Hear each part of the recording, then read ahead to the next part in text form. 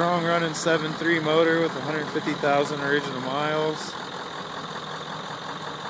Good set of tires in the front and rear. Pretty clean body overall. You got your normal paint chips from the year of the truck, but body's in really good shape.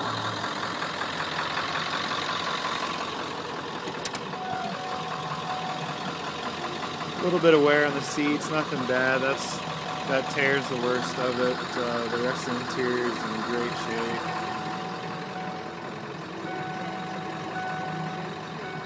No lights on, no check engine light.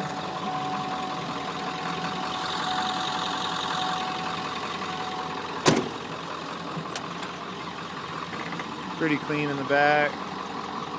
Carpet's in pretty good shape. Backs of the seats. All your door locks, power locks work just like they should. Get a little bit of a rattle from, you can hear the toolbox back there, but toolbox is attached well and good working condition. Good set of rear tires. Both fuel tanks are in good working condition.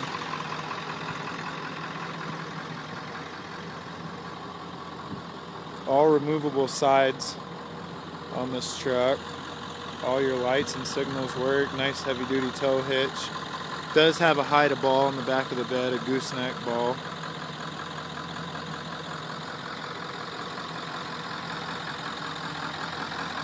And it's only got 150,000 miles, so you got to remember this truck's barely been broken in.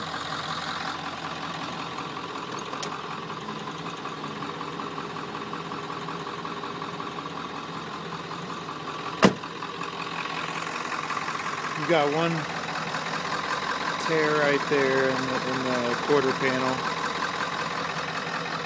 It's the worst on the body.